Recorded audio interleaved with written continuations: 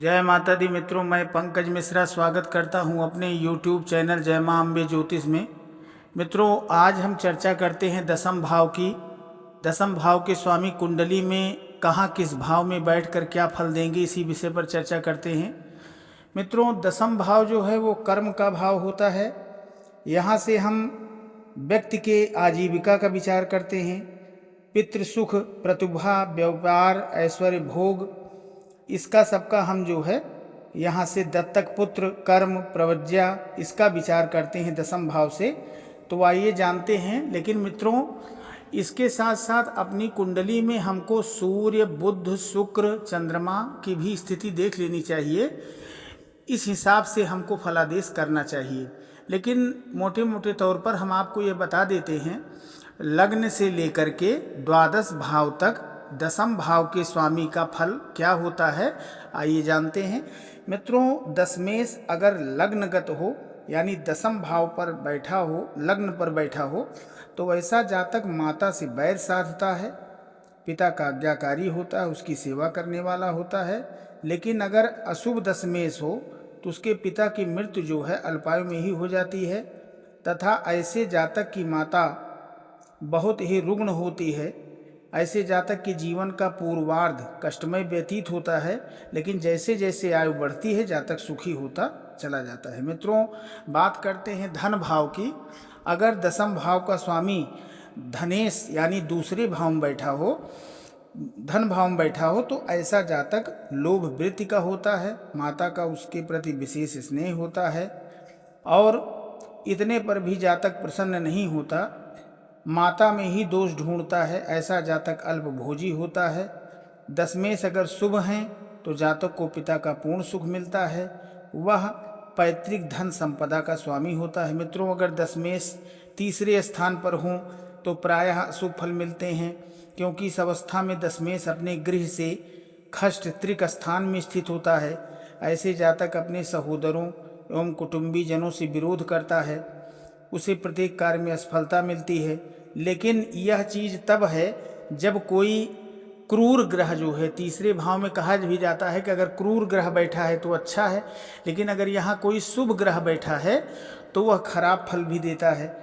ऐसे मातुल के आश्रय से आजीवन चलती है और यह माता द्वारा सहायता उसको प्राप्त होती है। ऐसा व्यक्ति जो है दास वृत्ति से जीवन यापन करता है। मित्रों, अगर दशमेश चतुर्थ स्थान में बैठी हूँ तो जातक को सभी सुख सुलभ हो जाते हैं। ऐसा जातक सदाचारी, माता पिता की सेवा करने वाला, उसे समाज एवं जाति में सम्मान की दृष्टि से देखा जाता है, तथा वह वाहन एवं गृह का भी उसे पूर्ण सुख मिलता है। उसे राज्य पक्ष से भी धन मान की प्राप्ति होती है। ऐसे जातक की राजनीति में रुचि होती है। मित्रों, अगर दसम भाव का स्वामी पंचम भाव में हो तो वैसा जातक सदकर्मों का कर्ता, माता का उसे पूर्ण सुख मिलता है। और अगर पंचम भाव में है तो राज्य पक्ष से मान मिलता है, गाने बजाने मनोरंजन के प्रति जातक की रुचि रहती है। मित्रों, उसे पुत्रों का सुख भरपूर मिलता है। दशमेश अगर अशुभ ग्रह हो तो अशुभ फल मिलते हैं, तथा जातक नारकीय जीवन व्यतीत करता है। अगर दशमेश खष्ट भाव छठे भाव में बैठा हो तो जातक की प्रवृत्ति कलह करने वाली होती है। ऐसा जातक शत्रु के भय से त्रस्त रहता है, आपदा के समय साहस नहीं रख पाता, धन ही उसे प्रिय होता है, पितृ सुख उसे नहीं मिलता, उससे वैमनस्य बना रहता है।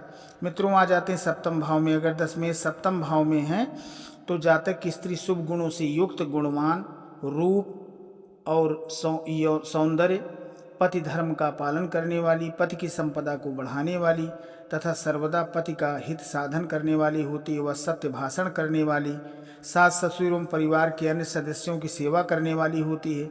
मित्रों, अगर दशमेश अष्टम भाव में बैठा हो तो जातक जो है झूठ बोलने वाला, अपनी माता को संताप देने वाला, लेकिन उसे सूरवीर कहा जाता है। वह स्वभाव से क्रूर एवं कपटी होता है। ऐसा व्यक्ति जो है चौर कला में निपुण, ऐसा जातक अल्पायु भोगी होता है।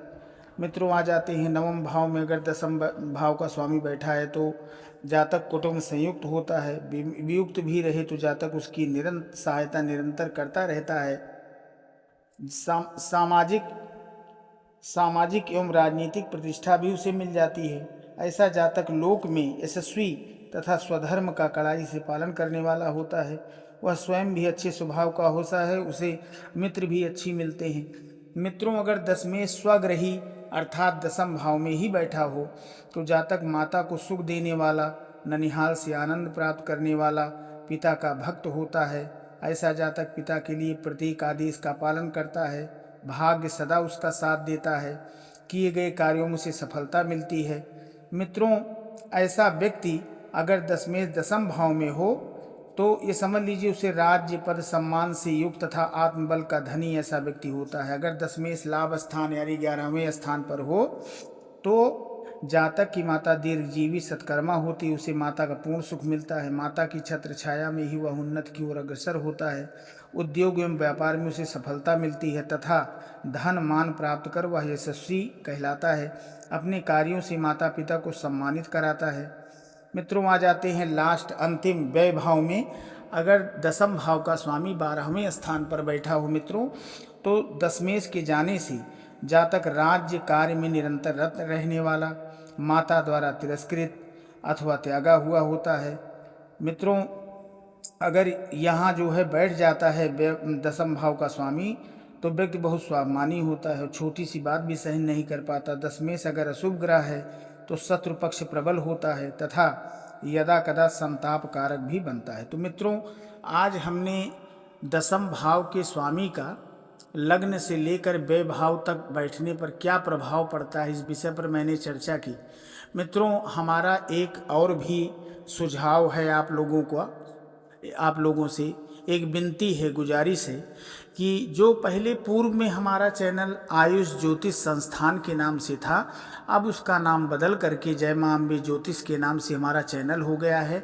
आप लोग अपना सहयोग इसी तरीके से अपना प्यार स्नेह देते रहें।